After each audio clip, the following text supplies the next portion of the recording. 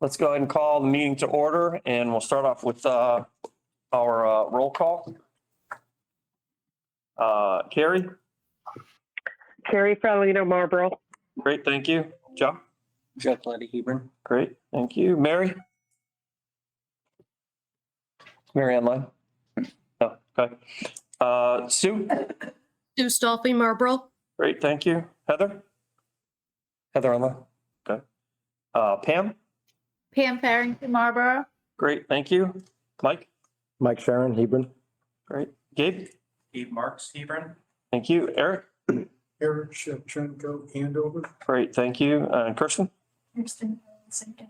Great, thank you. And Mike Morris from Hebron. Awesome. If we can move on. Item 2 is the Pledge of Allegiance. Get off, man. I pledge allegiance to the flag of the United States of America and to the republic for which it stands, one nation, under God, indivisible, with liberty and justice for all. All right. Move on to item 3, public comment. If you'll all bear with me for a moment. Yes. Mike, I'm sorry. Mary Kuchevsky just texted me that she's just going to be a few minutes late. Okay, no problem. That's fine. Thank you. Looks like Heather just kind of chimed in there for a second. Let's see. Make sure she can get in. She said, oh. Oh, she's up. I'm going to go ahead and move on to item 3, public comment. If you could all just bear with me as I read a statement necessary for that to go on. And Gabe, if I could impose on you to be our timekeeper as usual, I'd appreciate it. Thank you. Hebron, Andover, and Marlboro community engagement and attendance at Board of Education public meetings is welcome. The public comment segment of the meeting agenda is set aside so the Board of Education may receive public comments. Procedurally, public remarks will be limited to 3 minutes and citizens will be asked to identify themselves. Because the Board of Education is limited by the Freedom of Information Act to discussing only matters on the agenda, the Board of Education is not permitted to engage in a discussion of the comments presented. So at this point, I'll just ask if there's anybody present that would like to provide public comment. Please, sir. Thank you, Mr. Chair. Hey, Harry McManus, 159 North Street, Hebron. See, it's Board Appreciation Day. And I just want to say those, whatever is in front of you is well earned. Thank you. I also want to say I appreciate superintendent's feedback. Quite a lengthy discussion on the phone, and then heard a lot of positive comments about your presentation to the Board of Selectmen and Board of Finance. It's great when you hear that this communication is understood. I'm gonna, it's short and simple. My concern, I've been here more than once, and there's a lot of specific things that I have in mind all the time. But what I want to do here is an appeal. The board has done a great job in putting together a budget. Yours is by far the lowest increase of all the 3 entities within the town. Fortunately, though, the budgetary pressures that are in front of the taxpayers, of not just here, but all 3 towns, are building. And I'm really worried about the future. There were a lot of discussions over the last few weeks as to wants and needs. Worked very hard to bring forth a budget that you feel will give the best education to the children of this school, and I really appreciate that. But I want to add a little bit of a caveat to that. Not specifically to this board, but basically to all the public entities within the town. We need the best that we can, what we can afford. And I'm afraid that with all the pressures that are building, just want to ask, as we go forward, to take a real hard look. I know your goals are aspirational. They're great, actually. But do we have wants and do we have needs? What are the needs, and can we cut some of the wants as we go? This isn't going to be the first time that we're in such a tight squeeze. I think it's going to be going on. Again, I appreciate all of your hard work. Thank you, Mr. Chair. Thank you. Anyone else physically present to give public comment? Okay, seeing none. Eric, is there anybody online for public comment? Yeah. Who? Jessica Stewart. Mr. Stewart, would you like to give public comment? Yes, please. Can you hear me? Yes, go Hello? ahead. Okay, good. Jessica Stewart, Hebron, Connecticut. I would like at some future point to see the homework policy put on the agenda of the policy committee to be reviewed. I have 2 children in the school system, and homework seems to be a constant battle in my home, and it seems to be an extensive amount. I think there can be tweaks made to it, which would make teachers sort of plan differently, think a little bit differently. I can tell you that my children have had homework over every holiday weekend and break that they've had since the school year started, and that includes Labor Day. We do like to go places on holiday weekends with our children, and having to deal with homework is not what we want to do with. And for me, getting a long break is actually a time for these kids to rest and recharge, and they're not getting that opportunity on any weekend, even if it's a holiday. With that said, I know that I had a freshman last week that took PSATs. Homework was given the night before PSATs, which in my opinion, it should not have. Those kids should have been given the chance to rest and relax before taking that exam. Homework was given the day of PSATs. So my child who missed classes that day had to make up the homework that was given out on Wednesday and the homework that was given out on Thursday and do it all that night. She spent 6 hours doing homework on Thursday evening from 4 p.m. until almost 11 p.m. This week is the SATs. It would be nice if teachers would withhold homework on Tuesday evening so those students who are preparing for the SATs could have time to relax. Some simple changes could be as 1, we don't give homework over holiday weekends and school breaks. No tests allowed on Mondays. Let these kids actually relax. Homework not being used as punishment. If it's given out and students don't do it, they don't do it. They just don't get a grade. Those that choose to do it, hey, it's like extra credit. Make it meaningful. I just struggle with the amount of homework that I have a freshman and she's coming home with anywhere from 2 to 3 hours of homework almost every evening. She's now joined a sport.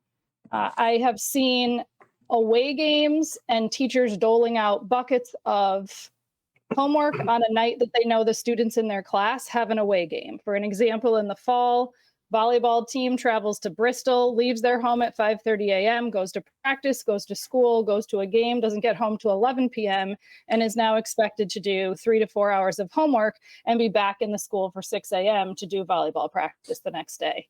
We're asking students to be respectful and have empathy and understanding, and I think we need to move forward with doing the same for them. They have a lot on their plates.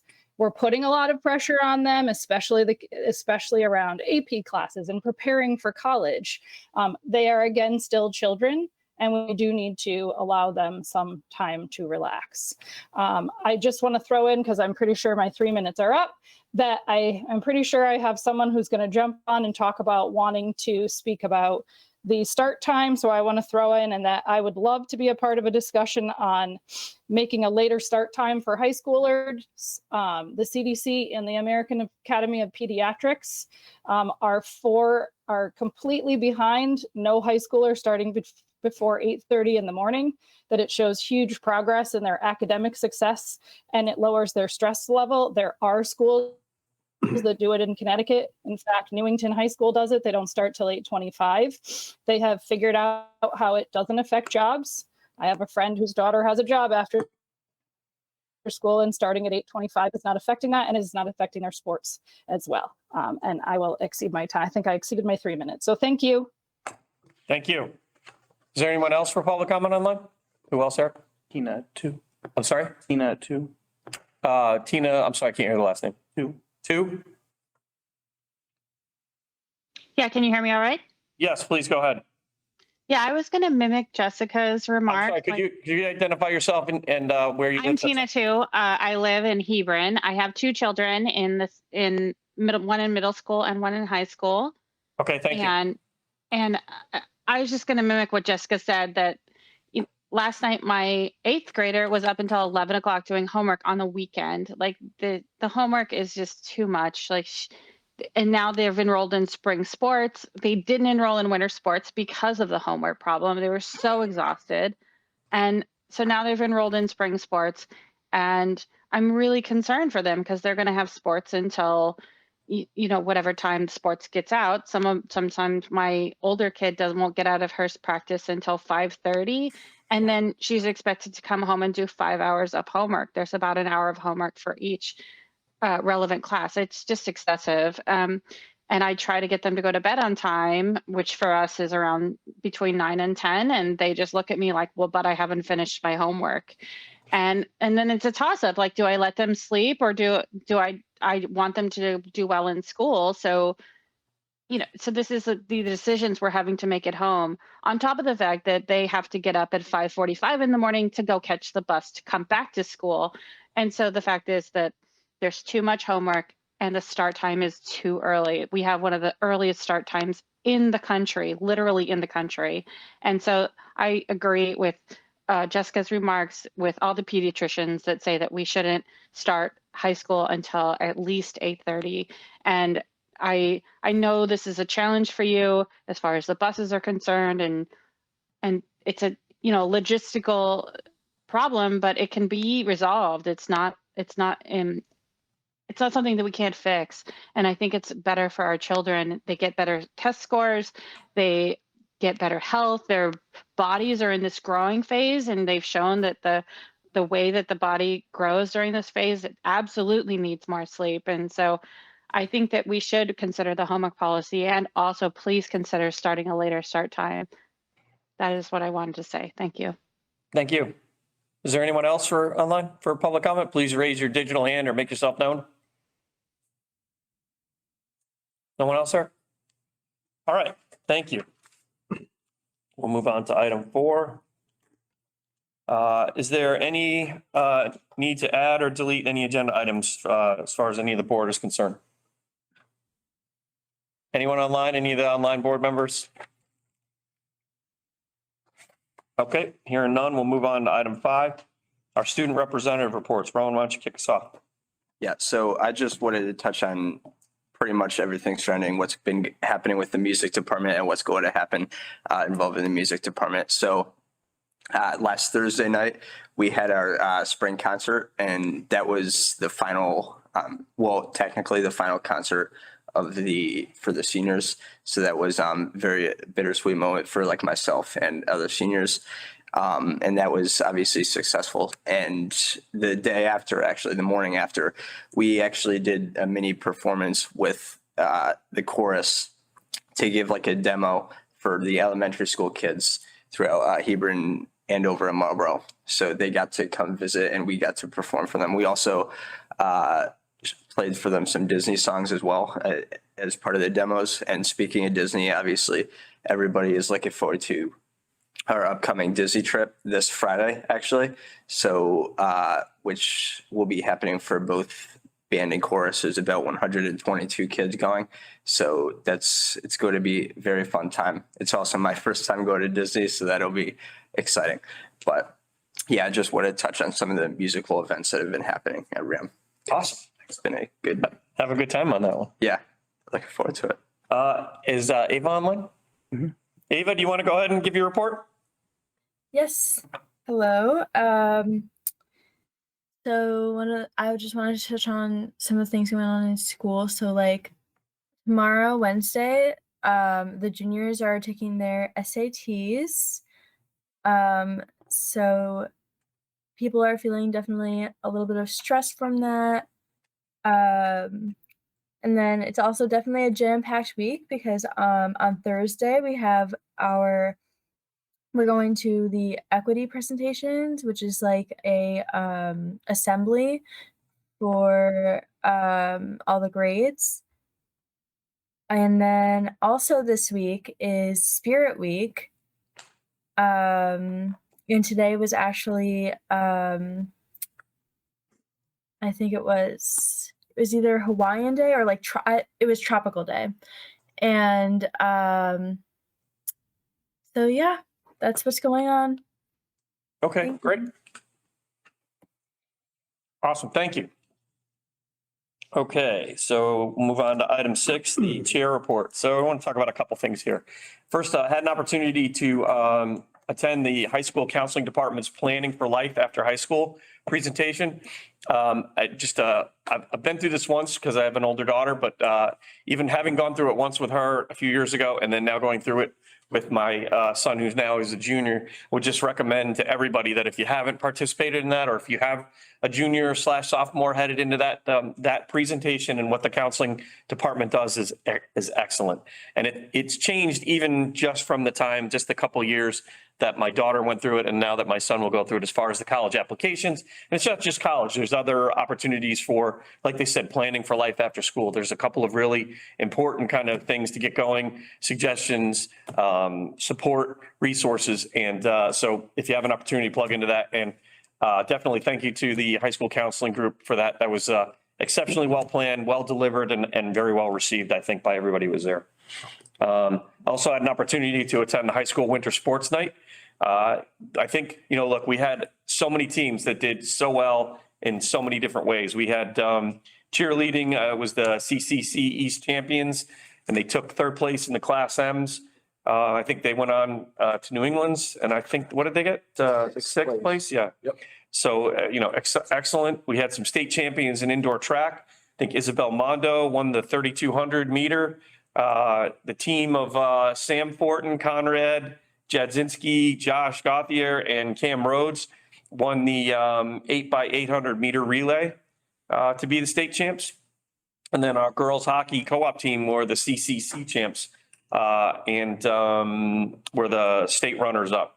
And also, I'm not sure if this was in between the last time and now, but that last meeting and now, but I think I mentioned before that we had some, our wrestling team did really well at the Class M's. I won't go into the deep, dark details of it, but as far as I'm concerned, they're the Class M state champs. And then we had a couple of exceptional, at least three exceptional performances by Mike Marquez and Ben Fournier and Dylan Devine. And then all three of them went on with a couple other kids as well and went on to the New England's, to the state opens, and Ben Fournier ended up placing for us up there as well as Mike. And then they went on and competed in New England this last weekend. So I think the thing that stuck out at me about all of that, and this goes back to what we really want sports to be doing, which is to augment our academic performance. And I think this is really huge. So there was approximately 180-ish kids, I think, that participated in winter sports this year. And over 100 of them were scholar athletes. That means that they were carrying, I think it's an 87 or above average throughout the time that they competed, which I'm sure that anybody that's competed in a sport in high school at the same time, try to maintain your academics, it's a challenge. And I think that speaks really, really well of the, obviously of our faculty and staff, but it also speaks well of the coaches who consider that an important element of being a student athlete, and our athletic director as well, who constantly focuses on that and reiterates the fact that they are student athletes. So that was exceptional. The other thing I'll mention is that we had 18 students that were selected as all conference athletes in their respective sports. So it's pretty all the way around a very, very successful winter sports season for us. DECA went and competed, and I'm not sure of the dates that they went. I know I saw the results very recently. They went and competed at the state level and did very well. And quite a few of those folks are headed to Florida shortly to go participate in the national competition. And that's another great program. I was very fortunate. My daughter ended up participating on that and had the opportunity to go do the state thing and the Florida thing. And again, great opportunity. Hope a lot more kids dig into that, because that's very well run, very well done. And we seem to do very well every year at it, which speaks well of our staff again. We had a blood drive here at RHAM. And I want to say thank you to Kathy Green for setting it up and organizing it. The Red Cross was very complimentary of RHAM and Kathy specifically. And I think, drove 87 pints of blood, collected 87 pints. And then the last thing I would just say is good luck to the juniors on the SATs. There's plenty of time to take it. You can take it once, take it twice, take it 3 times, do what you got to do. Mike Morris took it 3 times. So, don't stress. All right. It'll all be okay.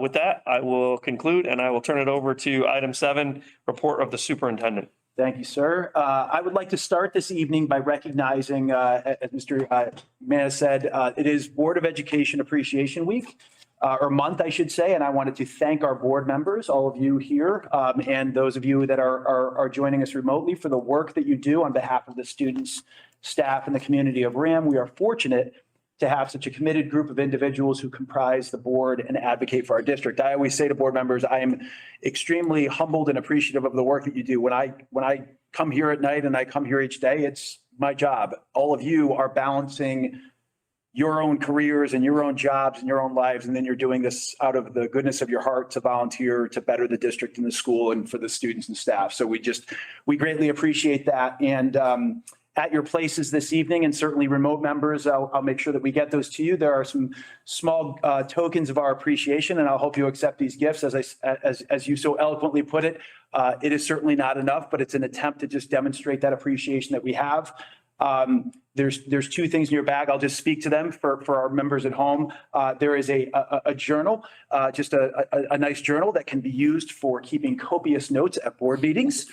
And then one of the things that we also wanted to do was, and we actually had to get a reorder because we sold out of our RHAM Respect t-shirts, but I wanted to have a RHAM Respect t-shirt for all board members so that you could outwardly show your pride. And I appreciate when I went to Mr. Landry a short time ago, because I procrastinated and I apologize. He said, I can get them for you, but they won't be in time for the meeting. And then he called today and said, they're on time and they're here. So I appreciate you getting those. So t-shirts are also in there for you as well. So again, just appreciate the work that you do for the district.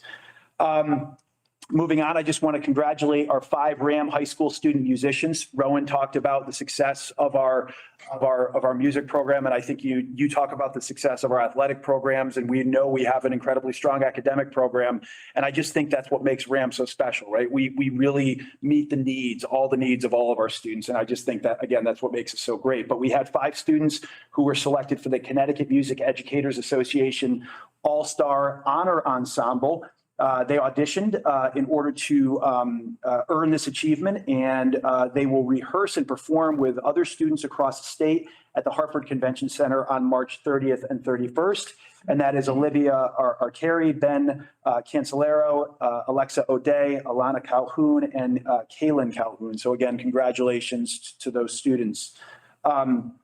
While we're recognizing some student accomplishments, I wanted to make sure that we recognize Bridget Austin, who was recognized on March 3rd at the Convention Center during the Home and Remodeling Show as one of the winners of the student design competition sponsored by the Home Builders and Remodelers Association of Central Connecticut. So she had to submit an architectural design, and it was judged and evaluated, and she was identified as one of those outstanding designers. So again, congratulations to Bridget. It's again, just a great testament to the work we're doing here and our teachers and staff are doing here. Again, going back to music, on March 5th, I was able to be here on Sunday. The music festival that we hosted here was the ERMS Music Festival. It was for the middle school students across the eastern part of the United States, or the state, Connecticut. And that was the weekend where we had some really wonky weather, and we actually ended up having to delay it from Friday and Saturday to being Saturday and Sunday. And it was amazing. Our staff rolled with it and the organizers rolled with it. And I was able to be here on Sunday and enjoy, although I wasn't here as long as Eric was, he was here all day manning the sound booth, but it was a great show. And it was wonderful to see our students shine here from RHAM with the other students that have been identified for that honor. It was just great to be here. I think it's great that you highlighted our DECA performance at the state competition. Timing is great. We have our business teachers here and some DECA students who actually are a part of the agenda. And I'm going to talk to that in just a few minutes, but I do want to take this opportunity to congratulate one of our business teachers, Sarah Dente, who is here with us this evening. Sarah successfully defended her dissertation entitled predictors of student success in dual credit courses. Did I get that right? Fantastic. To become Dr. Dente. Wow. Which is an amazing. Just talking to Sarah before the meeting, I'm living this nightmare myself right now. I think that's an accurate way to characterize it, and Dr. Sharusi probably could echo that as well. And I just asked her if she feels like writing a qualitative dissertation now that she's done with her quantitative. I will gladly take that assistance. But in all seriousness, I was just looking it up.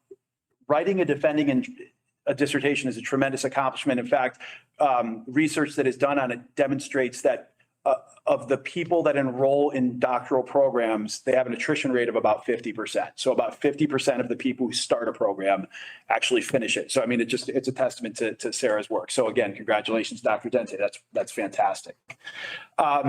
My final remarks this month will focus on the work that we are doing to ensure a more inclusive school environment. I am confident that we are on the right path and making good progress in addressing the issues we have contended with through a variety of approaches. We will certainly continue in these efforts. As the board knows, I shared information last week about the discovery of what we believe to be old graffiti on a classroom desk. And while it is disappointing that the graffiti was discovered, I am pleased that it was recognized as offensive by the student who discovered it and reported it immediately to school staff, rather than dismissing it as language seen and heard in various forms of media. I truly do believe that this is evidence that the steps that we are taking are having a positive impact on our school culture. And I will continue to work collaboratively with stakeholders in addressing things as they arise. That concludes my report for this week. All right. Move on to the consent agenda, item 8. The approval of the minutes from the February 27th, 2023 meeting.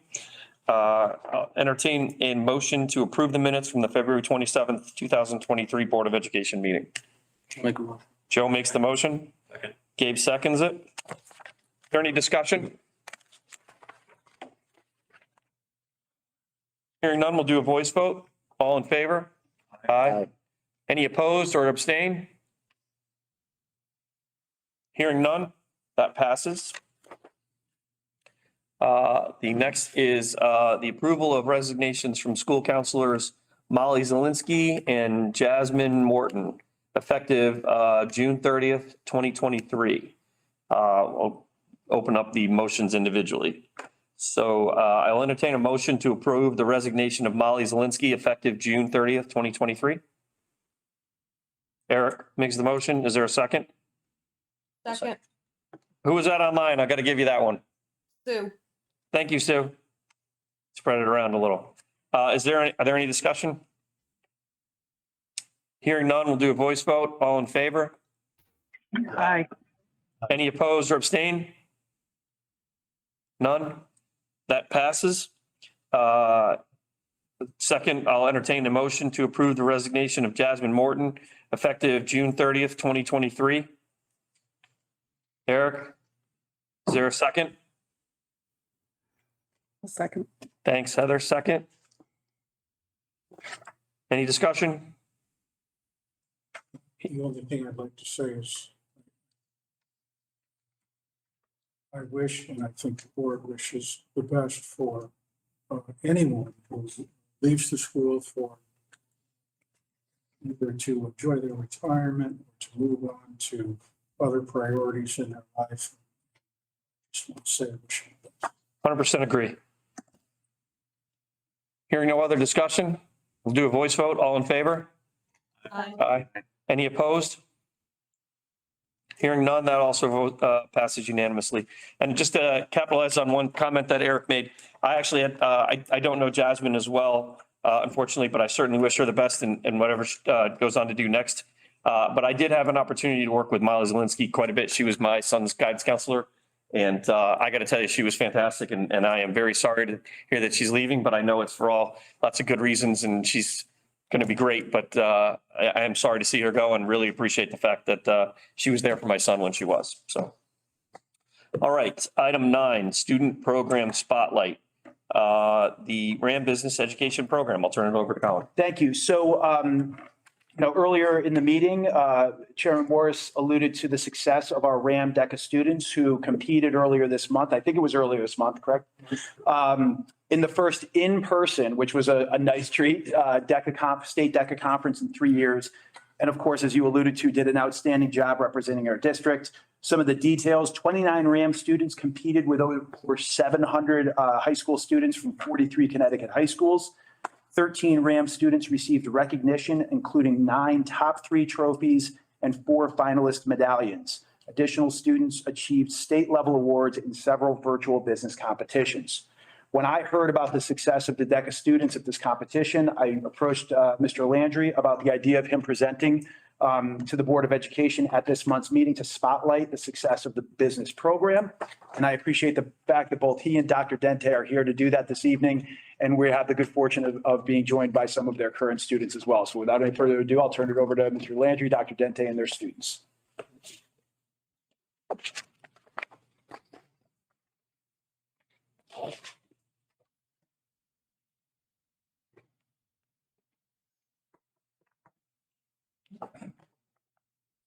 Well, thank you for the opportunity to speak to you today and talk about the business program.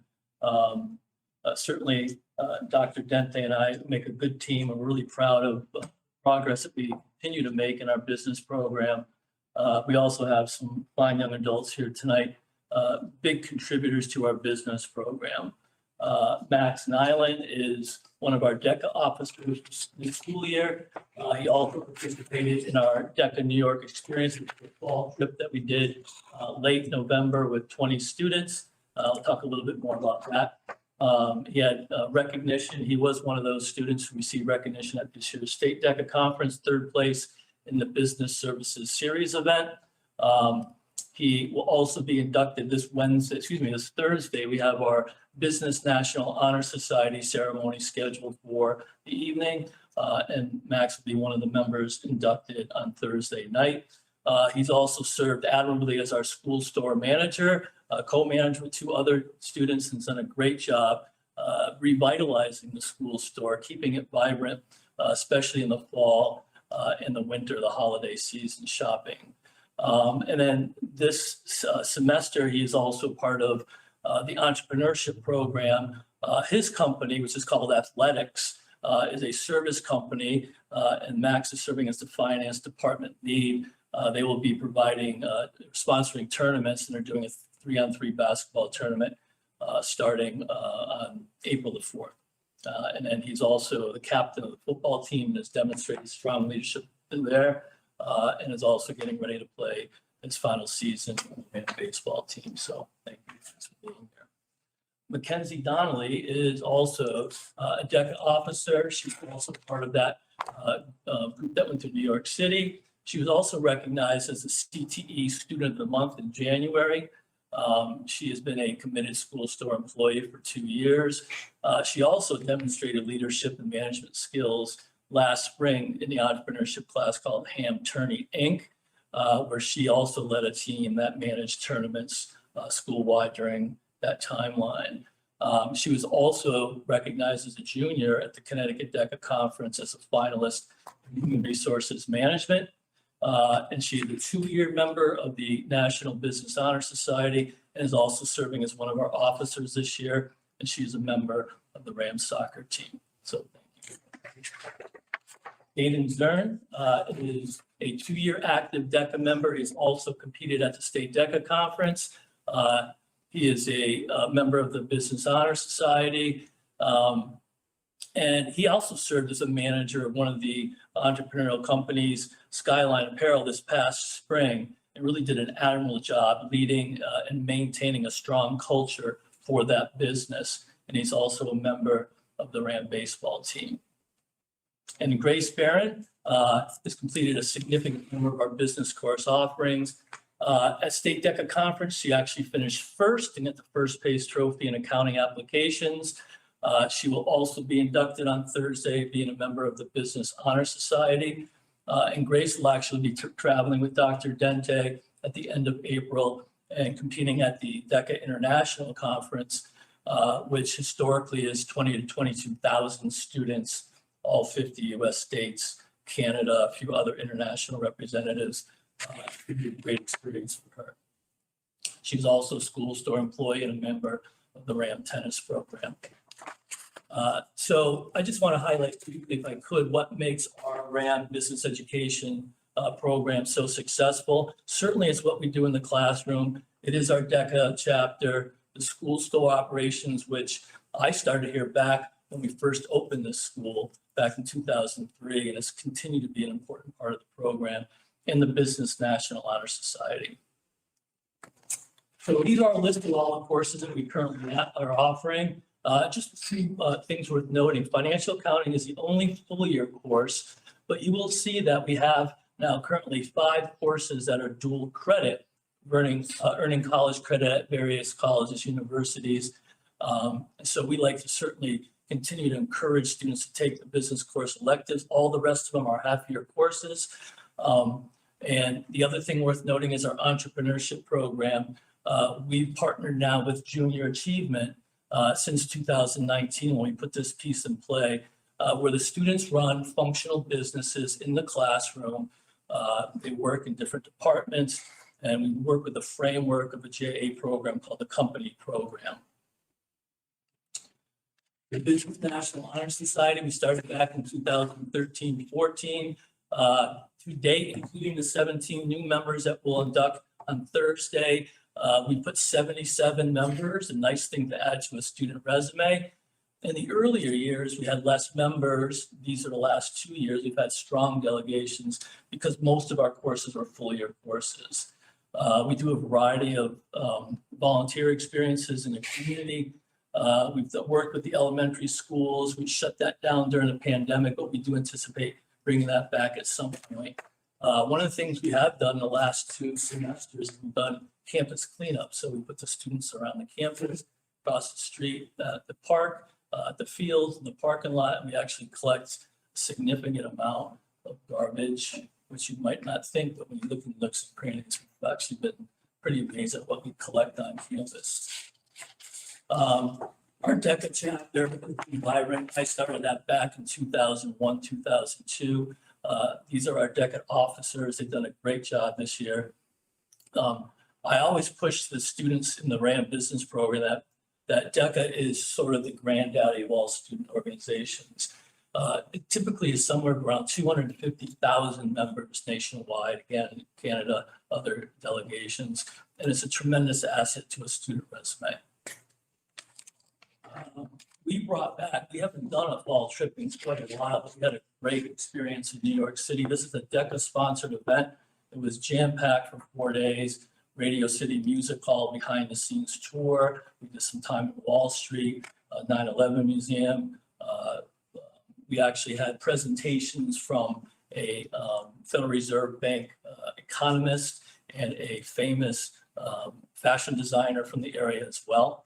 So it was really an interesting trip. MSG tour, we had a behind-the-scenes tour of that. We even saw Macy's holiday shopping season. Another thing that we did at DECA was we do a toy drive annually. We've been doing for a number of years. We align ourselves with Operation Elf, which is military families. Did a bowling event. We collected cans for the local bank. And then this also highlights, obviously, we talked about the DECA conference, but being back live at the AquaTurf was a big thing for our chapter this year. And I think it makes the experience much more enriching for the students versus doing it remotely, which we've done the last 3 years. This highlights many of the students who got on stage. Here's our delegation at the AquaTurf, and the other photo are those students who were recognized on stage in front of those 700 students. And here's a few pictures of some of those students. See recognition. School store managers have done a great job this year.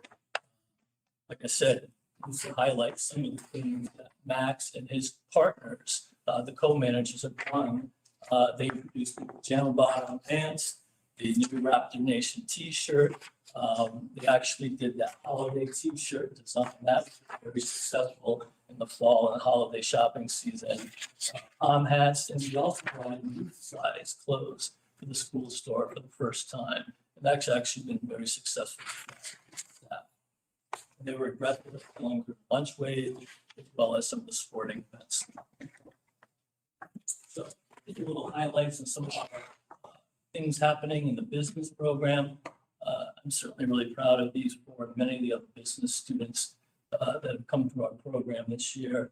I think our program remains as strong as ever. Is there anything that you four feel like we should know about the program? Anything you guys want to share? If you're going to be a business student, you got to step up when you get an opportunity to talk. You got to come up to the fake mic. Yeah, I will talk about DECA a little bit. Last year, I was a participant. We were online, and I did it this year as well. It's been a great opportunity. And I think it's a fantastic way to compete with other students, network, and really put all of our knowledge that we've learned in these business classes to a test. And I think that that is an incredible experience that we all really appreciate. Thank you.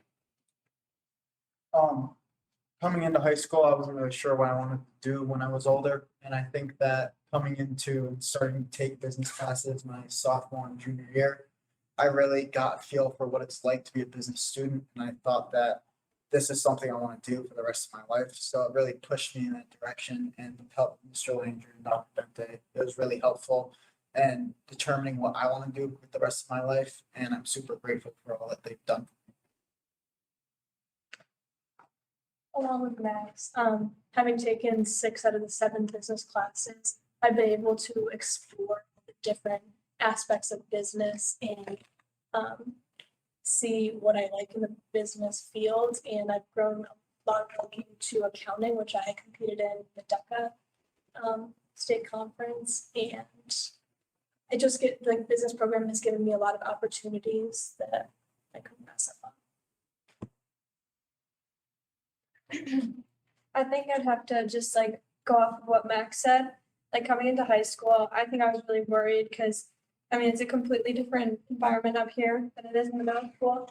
And I really didn't know what I wanted to do. But I took my first business class when I was a sophomore and kind of just like fell in love with it. And I'm really appreciative of having had Mr. Landry for my teacher for a lot of my classes. I haven't had Dr. Dente for any of my classes, but I know she's a great teacher too. And they've really just like helped me grow with my confidence and really just like learn. I feel comfortable knowing that I have like a great foundation going into college because I do want to major in the business field. So I'm just really grateful. And I think that the business program here is great. Awesome. Any questions on the board? Yeah. Question for anyone of the 4 of you, when you go to a competition, can you just share a little bit like what's happening when you go and compete? What types of tasks? Okay, so there's a lot of different ways to kind of go in the business world. So I chose entrepreneurship. That's something that I felt confident in.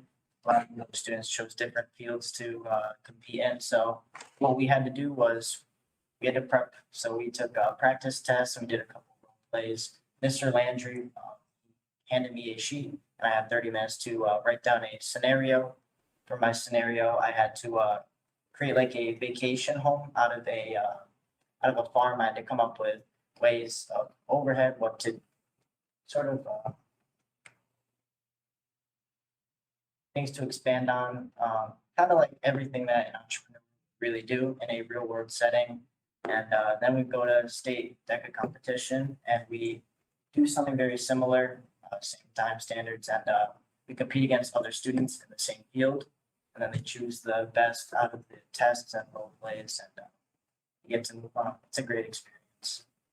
And I would just mirror a couple things Aiden said is students compete, they do a test in a concentration, whatever area they want. They chose different events, and then they go to state conference and they do a role play, as Aiden's describing. They have to think on their feet. Depending on which kind of role play they do, they're either doing a 10 or a 30-minute preparation window, and then they have to think on their feet, stand in front of a judge and solve the problem. They get prompts, they get performance indicators, and it's a real challenge. And some kids get on stage, others do not. It's very competitive, but there are also kids that do this and just doing it, just standing in front of a judge and trying to interact with them and solve the problem, even if they don't get on stage, is a tremendous accomplishment. And I've seen that year in and year out because I've been doing this for 25 years, the DECA chapter itself. So it's not always about getting the trophy. It's about the experience of sitting in front of a judge. I think that relates to the kinds of things you do in a job interview. So that's the kind of thing that State DECA Conference can help build student confidence. Any other members with questions? So I usually have to default to almost everybody else at this table for some expertise or another, because we have academics, we have communications experts, engineering, you name it, we have it. But business is actually my forte. And so the one piece of advice that I would give to you, extremely impressive, all of you, latch on to or find mentors that are doing what you want to do down the road. Find your entrepreneur that is succeeding in doing what you want to do, and find your accounting professional and whatever your other two, specialties are. Latch on to mentors. If you reach out to them, you'd be surprised how open they are to sharing and helping you kind of craft where your education and what you do for jobs and experiences and things of that nature. And that's very, very helpful. So don't be bashful about asking for help and finding people that can guide you in that direction. And I can certainly help if you direct you to people that I think are pretty good at it. So happy to do that if you ever reach out to me and let me know. All right. Thank you all so Thank you, much. guys. Really Yeah. appreciate you guys Thank you. coming in and sharing.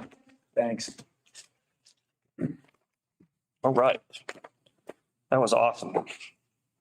It's nice to actually talk about what goes on in the school. We did once in a while. Okay. So let's move on to item 10, old business. We have the 2023-2024 budget update. So I will just, for the board members that are present here, I provided a handout earlier on, and Eric, if you wouldn't mind projecting that for the public and board members that are attending remotely, I did email this document just a short time ago, so you can either look at it, look in your inbox or look at it on screen. Over the past month, we have continued to make adjustments to the 23-24 budget in response to the shared desire to be fiscally conservative while continuing to offer high-quality programming for our students. We definitely recognize that we are in, what could be considered to be tough financial times, and we want to make sure that the budget we put forward is responsible, but also responsive to the needs of the district. And I think that we are doing just that. The board has heard about some of these changes highlighted in the document from previous communications. I've also had, since our last board meeting, I have done 2 budget presentations. I did the Marlboro Board of Finance meeting. I did the Hebron Board of Finance meeting. And then this Wednesday night, I'm going to be doing the Andover Board of Finance meeting. So again, some of this information has been shared publicly in other venues or through other communications, but I really feel it's prudent that I discuss it at our public board meeting as well. So we've made some reductions so I'll first talk about our operating budget. We've made a reduction in our our anticipated legal fees for next year of $20,000. Eva just does such a great job of really being a staunch, just watching our budget and she came to me and said, I think we can reduce $20,000 from our legal based off of historical trends. And I said, who am I to argue with that? So we eliminated $20,000. We also were able to reduce $53,292 for diesel fuel. The initial budgeted amount was higher than the price that was actually locked in. And I believe that was the last town that needed to lock in prices. So again, there's another $53,000 in savings that are reflected in where we currently are. Again, I've shared this with board members previously, as well as in some of the town meetings, but we've seen an increase. We're projecting an increase in revenue, primarily based off of the anticipated ECS reimbursement. So adding an additional $174,826 to what we had initially budgeted for revenue for ECS. That's obviously a big ticket item for us as well. We've made some staffing reduction or some staffing adjustments, I should say, because they're not just reductions. And again, this is something that I've shared with some of the board members previously. We're constantly analyzing our staffing and making sure that we have adequate staffing to meet the needs of our students. We also look for opportunities when we have attrition that takes place, like, is this a position that we need to replace? We currently have a French vacancy. We've had that vacancy for an FTE since probably around October. We've had the good fortune of filling it with a highly qualified long-term sub who's retired and has really stepped in and doing a fantastic job with our students. But we've also gone through the process of asking students and having students sign up for classes for next year. And based off of our projected, based off of those class signups, we feel that we can reduce that 1.0 FTE teacher. And the benefit is it just doesn't have any impact on any current staff members. I will tell you that we did have to add a 6th assignment to meet the needs of a class. One of our classes is early college experience, different type of ECE for our students. And we're fortunate that we actually have a middle school teacher who could take on a 6th assignment for us at the high school and has the qualifications to teach that ECE, which is having the qualifications are having a master's degree in the subject area, in this case, French. So Babacar is going to be able to step in and do that for us. So really, we're going to be able to reduce that without having any ill impact on students, which is obviously of critical importance for us as well. We also are able to reduce our current 1.0 FTE occupational therapist by a 0.2 FTE to the tune of $15,760. This is actually something that was initiated by the person in that position. That this person approached our administration earlier this school year, actually way back in the fall, and said that, you know, based off of their own personal circumstances, they actually would be inclined to take a reduction in their FTE. And our special education administration really does their due diligence in monitoring service hours for students and came to me and said, this is a reduction that we can make and it's beneficial for everybody. And it's meeting the needs of students and staff in this case. So it's a good reduction to make. We did add, I'm noting this not because it has an impact on our operating budget, but I do want to make sure that I keep the board abreast of changes in staffing. And the change in staffing that we're looking at here is adding an additional 0.4 FTE school psychologists for our middle school. We currently have 2 full-time school psychologists at the high school and 1.6 FTEs for middle school psychologists, and really based off of student needs, which would be, meeting the mental health needs of our students, as well as school psychologists do a number of assessments, particularly at the middle school, when we have students coming in from the middle school setting, where we see some things that, some needs that need to be addressed, and they do a lot of the testing that goes to identifying students for the possibility of special ed placement. So again, this is not an impact to our operating budget because that 0.4 FTE is going to be able to be funded through the IDEA grant. But I did want to make the board aware of the fact that we are looking to increase that FTE.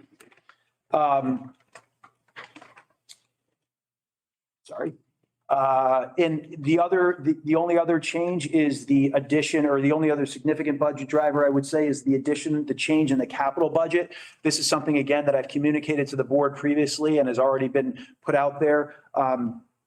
There was a particular project in the capital budget. I believe it was around an $18,000 project that was for a control that we had hoped would be able to address the needs of some HVAC issues that we're having in 3 high school classrooms.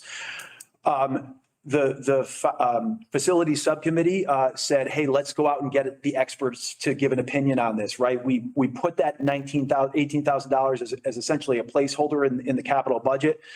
We had the issue assessed by HVAC experts. And essentially what they said to us is that $18,000 that is budgeted will not be able to address the needs of those 3 classrooms. However, we can address the needs of one of those classrooms with a price tag of $29,000. And the facility subcommittee met, I think about a week and a half ago. We discussed this, kind of where we are. And while we would ideally like to be able to address the needs of all 3 of those classrooms, the attitude, and I don't want to sound blasé about it, is if we could do one, let's at least get one done, right? And so by adding the additional $11,345 to the capital budget, we can address one of those classrooms, with the idea of those other 2 classrooms, the issues that we're contending with in those other 2 classrooms, they're going to be added to that long-range capital plan and certainly made as a priority as we move forward with that. Did I do good? You nailed it. All right, awesome, thanks. So I will tell the board that the adjustments that I've just discussed, those significant drivers coupled with some other minor ones that I didn't feel we needed to highlight just for the sake of time, have enabled us to reduce our budget to a 3.14%. I also want to make sure that we know that that's not where we necessarily are going to land, because the board does know that there is an agenda item, the next agenda item, to discuss the possibility of using our current budget, our current 22-23 budget, to make some pre-purchases of things that are in next year's operating budget in an effort to even further reduce it. And we can certainly discuss that when we get to that agenda item. And I would certainly take any questions, or even I can certainly take any questions from any board members about kind of where we currently are with that 3.14. Anybody? And the ECS is education cost sharing, which is the Excess costs. excess cost share. I get it. The regional school district does not, We don't get it. We don't get it. the town gets that. Excess cost sharing. Okay, and the IDEA is, It's a grant, a federal grant that helps with our high cost special needs students and to support special ed in general. Any other questions from board members? Anything, Eric? No. The only thing I wanted to ask was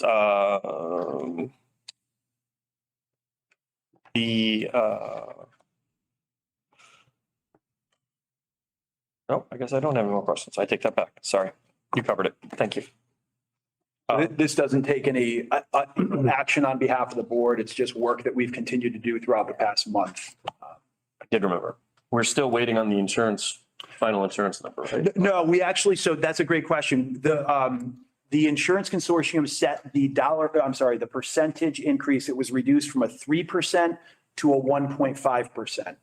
And that was done last Thursday at our last consortium meeting. So that is the set increase for next year. And that 3.14 reflects that. It does. Now, this is, and I'm going to ask you this. Why is he even smiling? I'm going to phone a friend if I need it. Let me try to get my feet wet. So insurance numbers are a constant moving target, because you have people that are coming into insurance and you have people that are going out of insurance.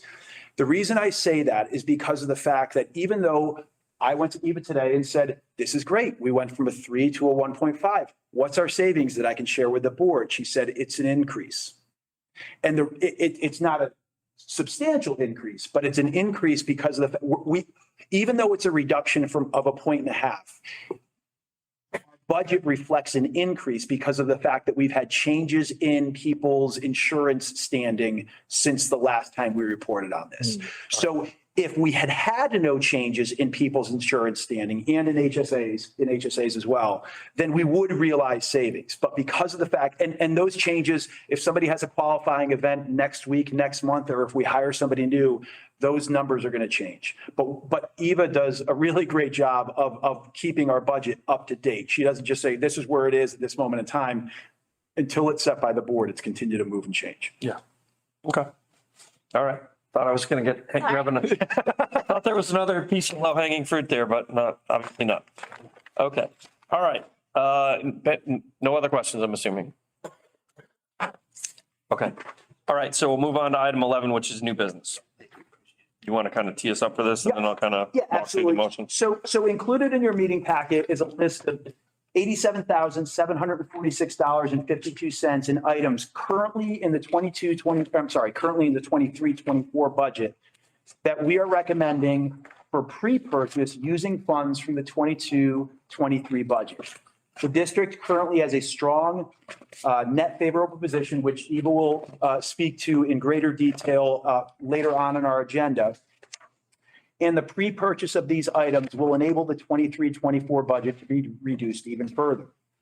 Furthermore, there are two items not in the 23-24 budget that we are also recommending for pre-purchase.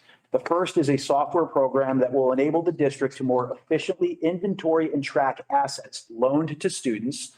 Eric, tell me if I'm getting this right, such as graphing calculators, charging cords, loaner Chromebooks, etc. And 2 additional 4-station workbenches for an art classroom at the high school. The district had already planned, we've been planning a phased-in approach to replace these older outdated workbenches.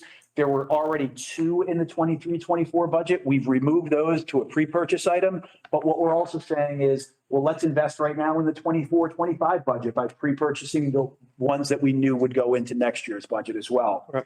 So that's approximately another $10,000 in again, things that were not in our budget. So again, our recommendation is to pre-purchase that 87,746.52 and adding those additional items that I mentioned. There was a finance subcommittee meeting last week to discuss the possibility of these pre-purchases, and all subcommittee members, I believe I'm representing this correctly, Eric, so all subcommittee members expressed support of these recommendations. In order to make these purchases, a transfer will need to be made from 2 separate accounts, and these transfers have been highlighted in a memo in your board packet. So I'll just open this up, Eric. Did you want to expound at all on this based on you guys' meeting? We spoke about this in some detail. The idea is if we're able to take any surplus that we have and reduce the following year's budget, we are in effect returning that money to the taxpayers by lowering next year's taxes. I think it's the subcommittee all involved think that this is a wise way to handle the surplus. A couple of years ago, there was an instance where monies were returned to the towns. This, to me, is a more effective way of doing things because instead of returning it to the town and then immediately asking for it back in the following budget, we're simply applying those funds to next year's budget, thereby lowering the taxes for our voters who are, as we've spoken tonight, are in need of that. And we were unanimous in wanting to move this way, and I think it would be, unless other facts come to light in future years, I think it would be a great way to handle things going forward in those instances where we have a surplus. Any other comments or concerns?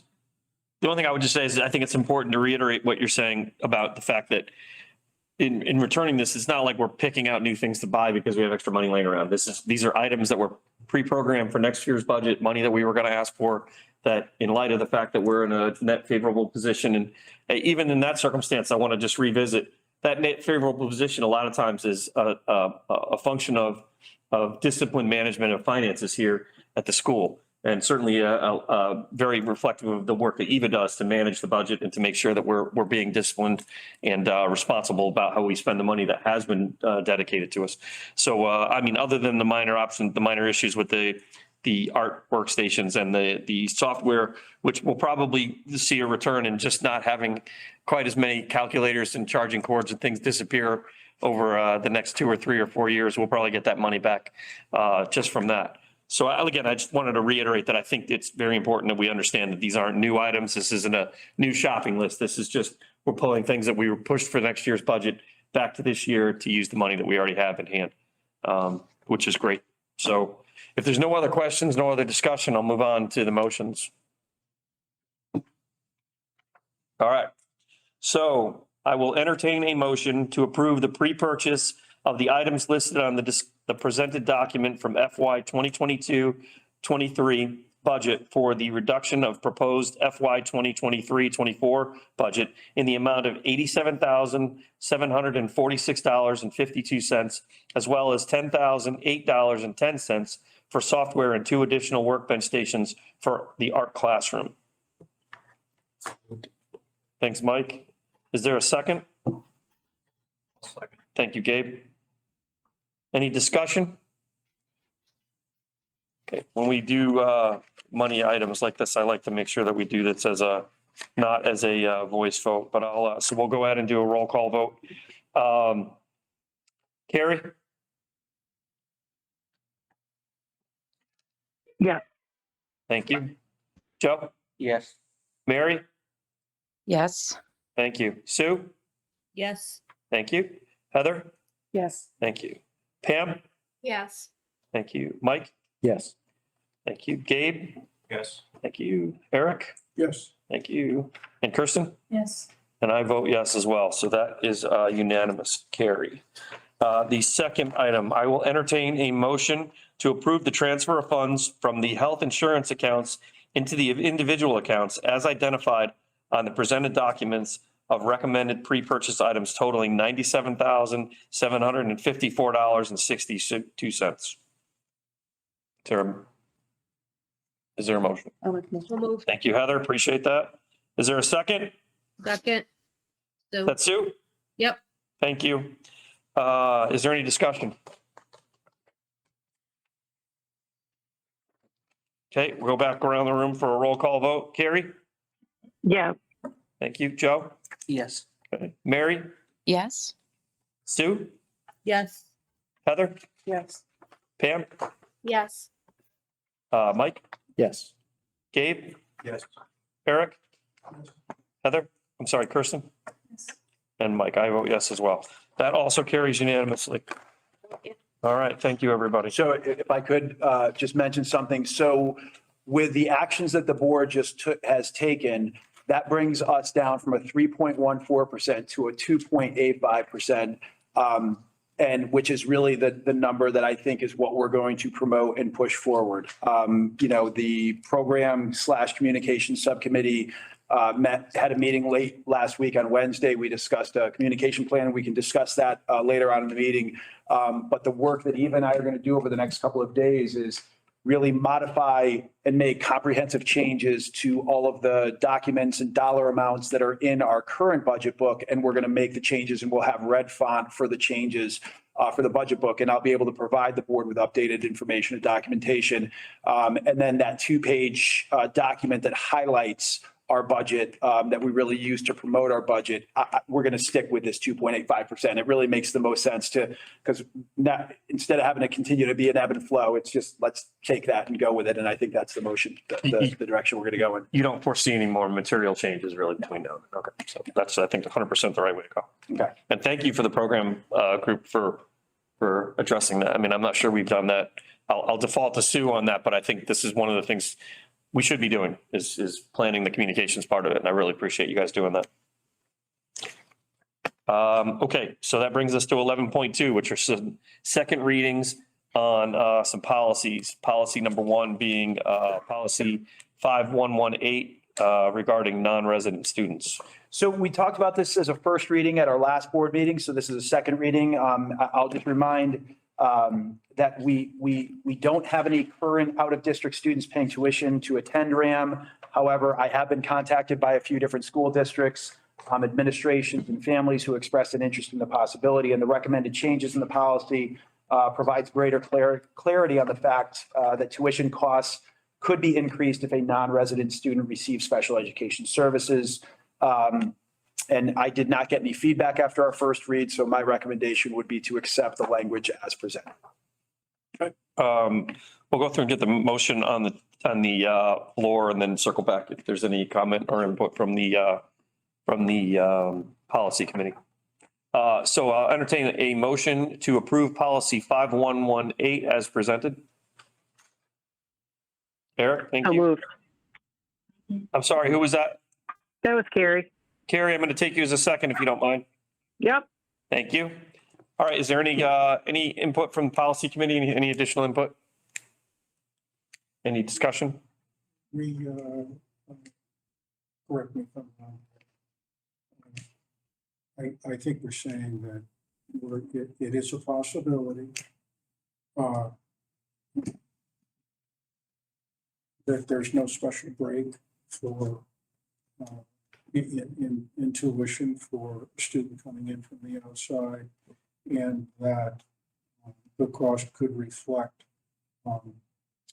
additional cost to them for any special needs that a student may have. Is that a fair way of summarizing it? Okay. Yep. All right. If there's any other discussion? Hearing none, do a voice vote. All in favor? Aye. Aye. Aye. Any opposed or abstain? Hearing none, that carries unanimously. Which brings us to 11.2B, policy 5141.1, which is the administration of student medications in the schools. So similarly to our last policy, this is the second read. Just a quick reminder for board members, the recommended changes to this policy include new language specific to the use of blood glucose monitors for diabetic students, as well as the administration of opioid antagonists in the event of an emergency without prior authorization. The changes ensure that our policy aligns with current legislation and has been reviewed by our nursing staff and special services director as well. And again, there were no questions or changes that came out of after our first read, and my recommendation would be to move forward with the policy as presented. Okay, similar, we'll get this onto the floor and then circle back for any policy comments. So at this point, I'll entertain a motion to approve policy 5141.1 as presented.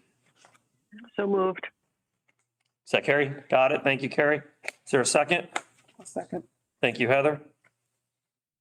Is there any discussion? Anything policy want to add to it? With this one, we're trying to keep up with the requirements as that come from the state about how school is to be administered. Correct, absolutely. Yeah, I agree. Any other comments? Any other discussion? Hearing none, we'll similarly do a voice vote. All in favor? Aye. Aye. Any opposed or abstentions? Hearing none, that passes unanimously. Which brings us to 11.3, health food certification. So for our veteran board members, this is actually something that you have gone through this process in the past, but I'll just remind everybody that all Connecticut schools participating in the National School Lunch Program must annually certify to the Connecticut State Department of Education whether the district will follow the Connecticut nutritional standards for all foods sold to students separately from reimbursable school meals. This is something that needs to be done annually in order to qualify for additional funding for participation. There's three specific motions, and Eva will tell me to remind you all that they need to be read exactly as they are presented in order for us to be in compliance. No pressure. No pressure, no pressure. And so, again, we have to go through each of these three motions in order to qualify for that additional funding. Yeah, all right. Well, let's get these on the floor here. All right, so I will entertain a motion. The board approve the healthy food option pursuant to CGS section 10 dash. Stop you. Yes. Don't mind. I need you to read it as it is on the memo, please. I think, oh, it's not on. Exactly. Oh, sorry. Okay. The first one's going to be number one. Oh, okay. All right. Entertain a motion pursuant to CGS section 10-215F. Regional School District 8 certifies that all food items offered for sale to students in the schools under its jurisdiction and not exempted from the Connecticut nutrition standards published by the Connecticut State Department of Education will comply with the Connecticut nutrition standards during the period of July 1st, 2023 through June 30th, 2024. This certification shall include all food offered for sale to students separately from reimbursable meals at all times and from all sources, including but not limited to school stores, vending machines, school cafeterias, culinary programs, and any fundraising activities on school premises sponsored by the school or non-school organizations and groups. Okay. Is there anybody make that motion? So moved. Mike got you, Sue, I'll take you as a second. Sure. Thank you. Is there any discussion? Hearing none, I'll do a voice vote. All in favor? Aye. Any opposed or abstentions? Hearing none, that carries. Okay, so I will entertain a motion that we Region School District 8 will allow the sale to students of food items that do not meet the Connecticut nutrition standards, provided that the following conditions are met. The sale is in connection with an event occurring after the end of the regular school day or on the weekend. 2, the sale is at the location of the event. And 3, the food items are not sold from a vending machine or school store. An event is an occurrence that involves more than just a regularly scheduled practice, meeting, or extracurricular activity. For example, soccer games, school plays, and interscholastic debates are events, but soccer practices, play rehearsals, and debate team meetings are not. The regular school day is the period from midnight before the 30 minutes after the end of the official school day.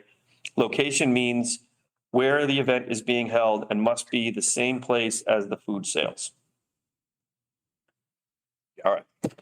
You think you can repeat that again, Mike? I must have done the first one. So wrong, Sue, on so many levels. I'm taking that, you're making that motion, Sue? Yeah, so moved. Thank you very much. Is there a second? Thank you, Gabe.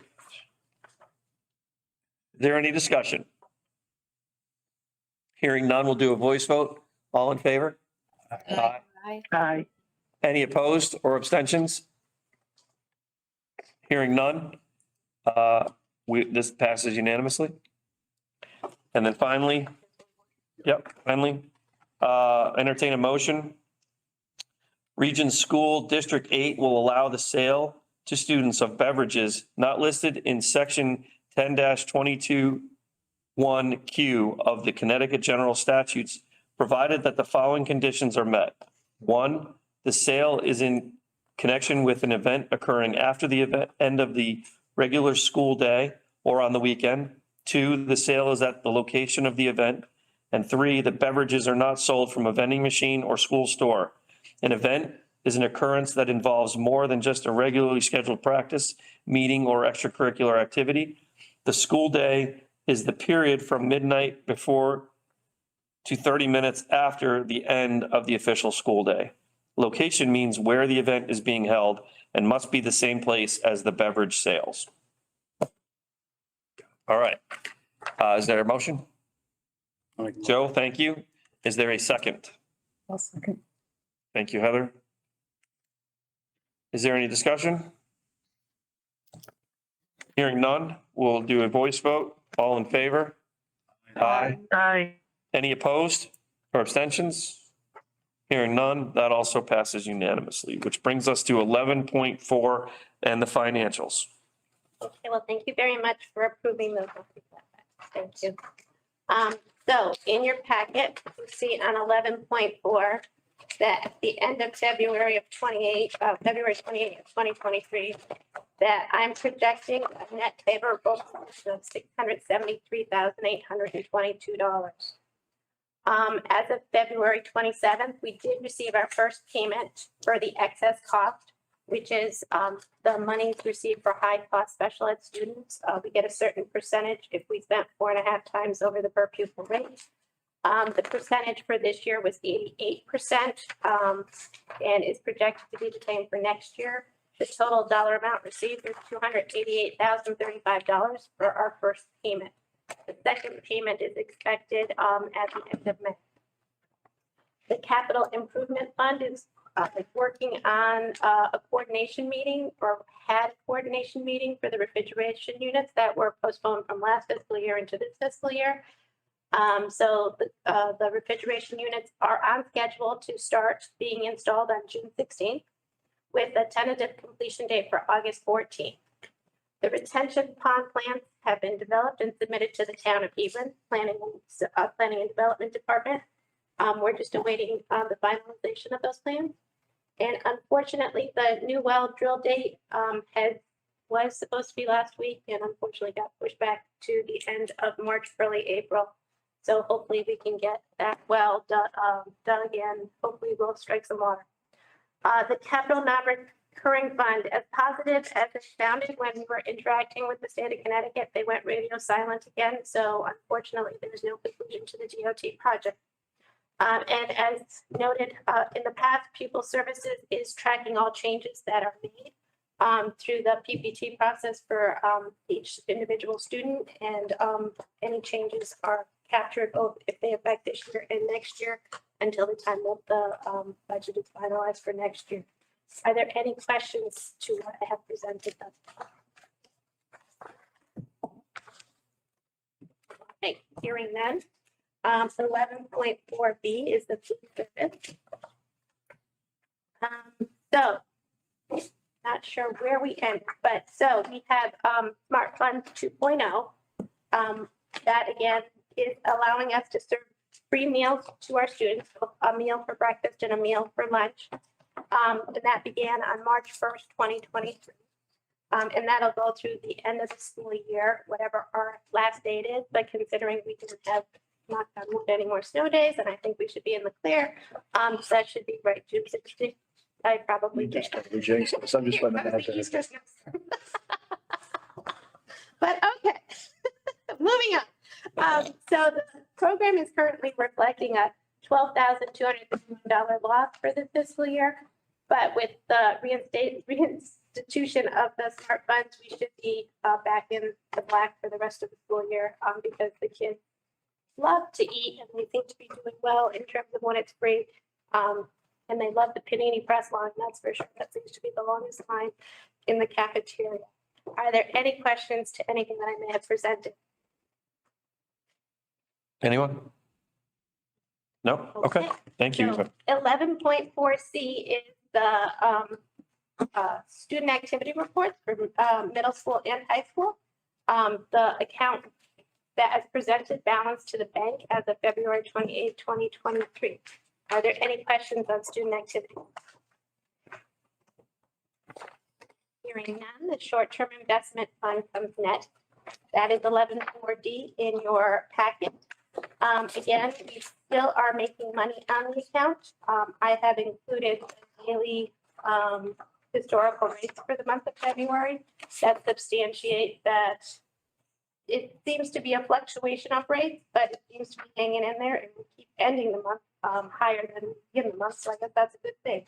And as of February, we added $1,197.42 as a dividend reinvestment. Are there any questions on the STIP account? I ask you this every month, but we started this at 300,000, right? Well, no, it's 300. There was actually 32,000 in the account. We Uh-oh. added 300,000. Okay, so all right, so we're about $6,000, I guess, huh? Yep. All right, nice. Okay, hearing no additional questions on that, I'm moving on to 11.4E, which is the regularly scheduled board budget appropriation transfers for the Board of Education action. So there are 14 normal journal entries that I did for the month of January, or since the month of January. And they total out $90,926.08. Each transaction is listed individually and the backup as it is in the system is provided for your review. Are there any questions or can I help? Relatively low now. It is. But so I did look at that because I said, oh, look at that. Very well. Last year. Oh, okay. Seems to be this time of the year. This time of Yeah. year. Questions?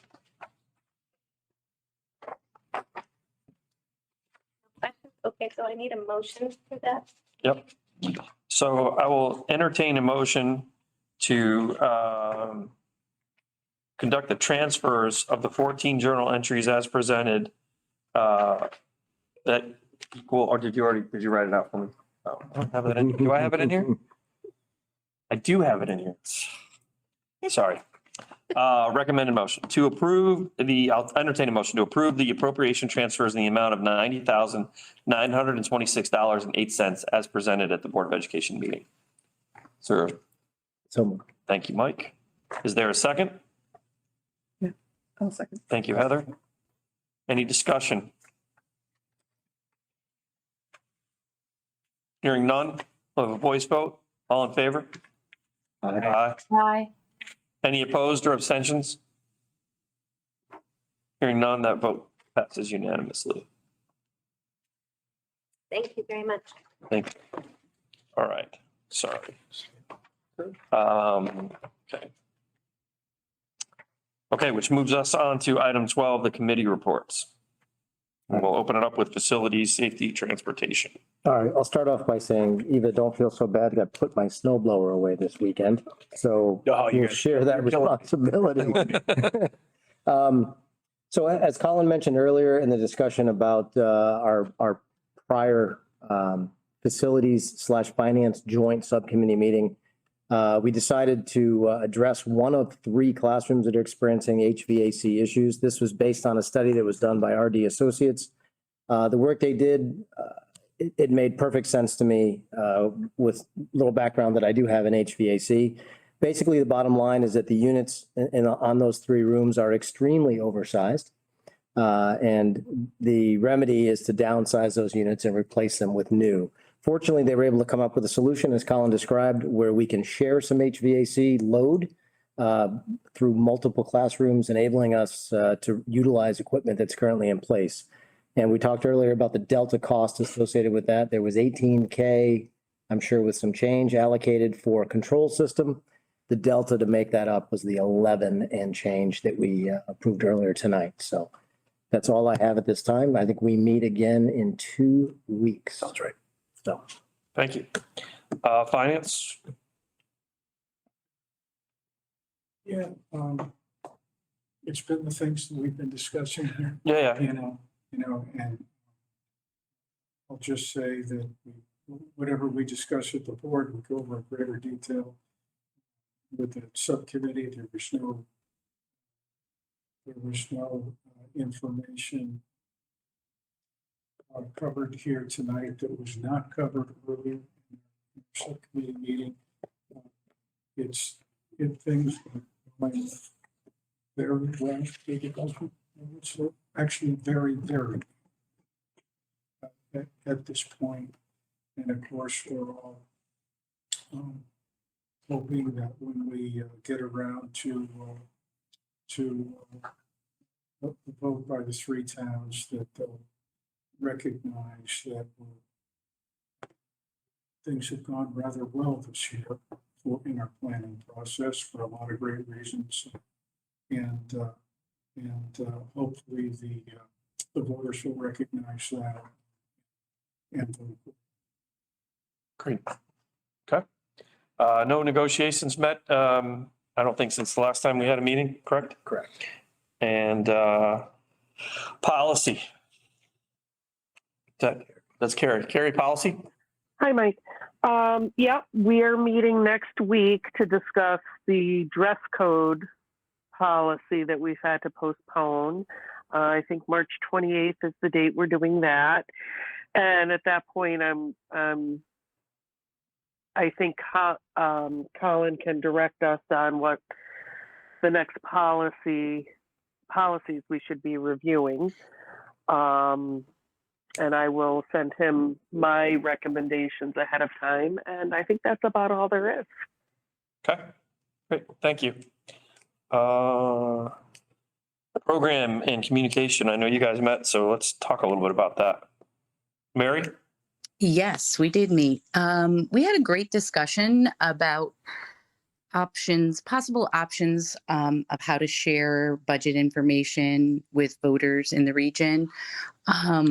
I know, I think Mike Sharon was the one who recalled that we had that flyer in previous years that had been, I think, inserted in the River East, if I remember correctly. And I think Colin was able to find a working copy of that document, correct, Colin? Correct. Yes, I've already started to modify it for this year. Okay, so we talked about some different options that included like Facebook groups and I think we kind of landed on that flyer, not to discount, we could still do something on Facebook. But those were the options that we came up with at the subcommittee meeting. Colin, did you think of anything else that we did? I'll turn it over to Mike and Heather, but I think that pretty much captured. that was it?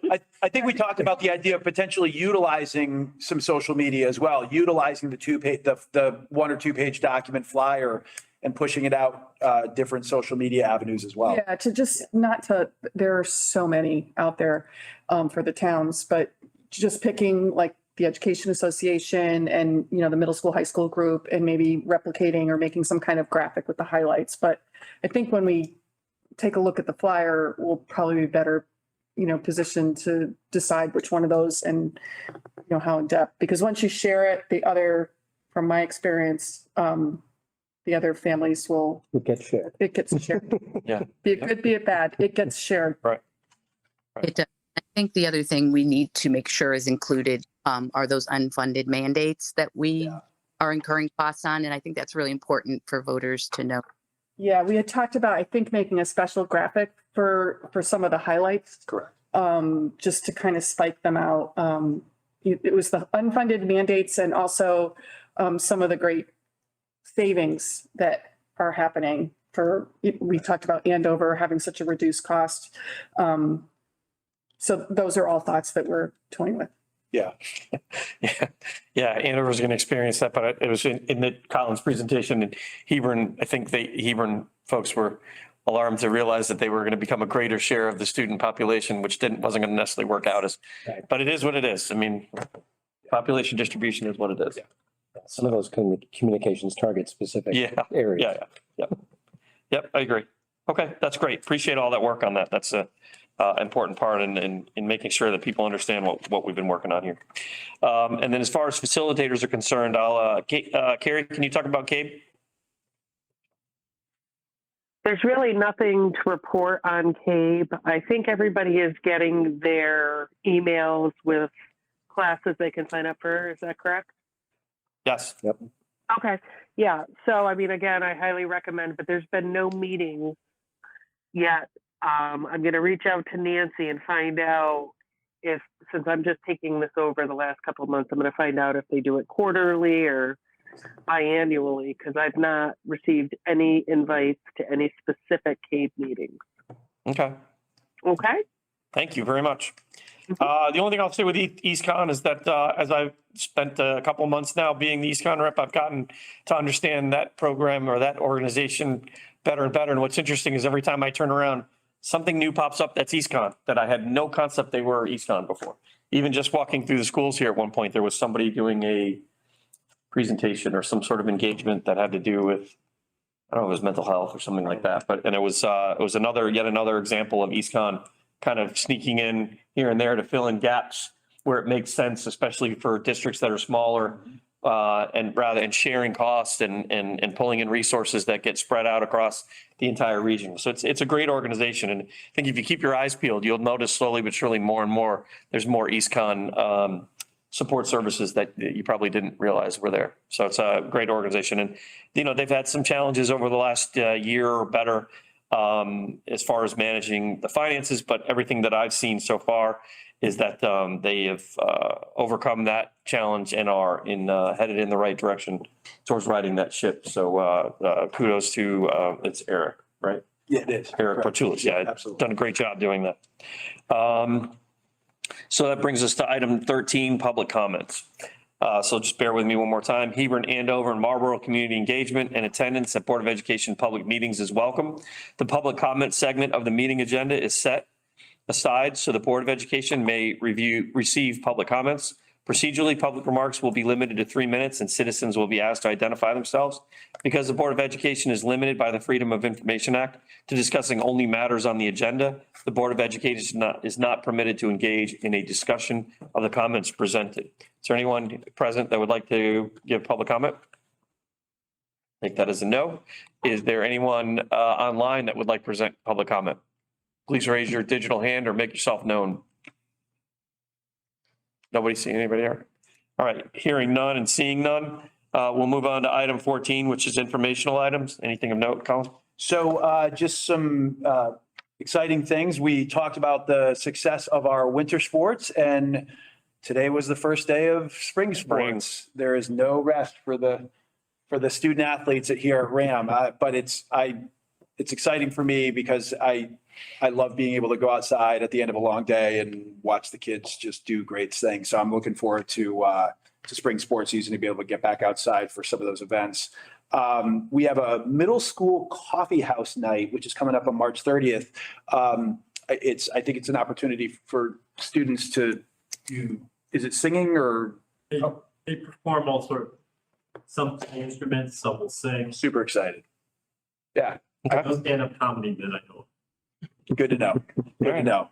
So that's going to be exciting. I'm looking forward to that. We do have a Spain trip for our high school students that are going to be traveling to Spain to their sister school, April 7th to the 19th, which is going to be good. That is actually the majority of that trip is going to fall over our spring break, which is coming up very quickly. And I will tell you that I'm pretty excited about it. Hoping for no snow in between now and then.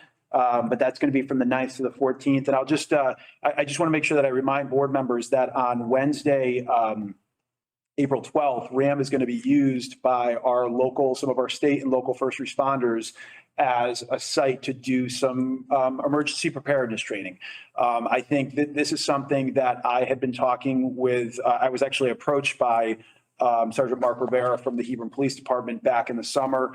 And he brought this idea to me, and I was very appreciative of him coming to me with this idea. Unfortunately, it was one of those logistical, practical things with the school year quickly approaching. And but I'm really happy that Sergeant Rivera and I have continued to stay in contact about it because I really think that it is advantageous to the first responders to be able to become familiar with RHAM as a location, as a site. And as you can imagine, it's incredibly important for the students and staff and community of RHAM, for the first responders to become. So we're going to have that, the building's going to be pretty much emptied out that day, and our local first responders are going to be able to go through and utilize the space for that reason. And I think it's just going to be a good thing. So that concludes my upcoming events. Okay, great. Which leads us back to, sorry, I lost it here. All right, the student in-school suspension report is attached. I didn't notice any trends in anything that I've looked at there. No. Okay. Any questions about either of those topics? No. All right, which brings us to item 15, which is an adjournment. And at this point, I will entertain a motion to adjourn. Mike? Dave, your second. There we go. Any discussion about that? Hearing none, we'll do a voice vote. All in favor? Aye. Any opposed? Hearing none, then we are adjourned. Thank you, everybody.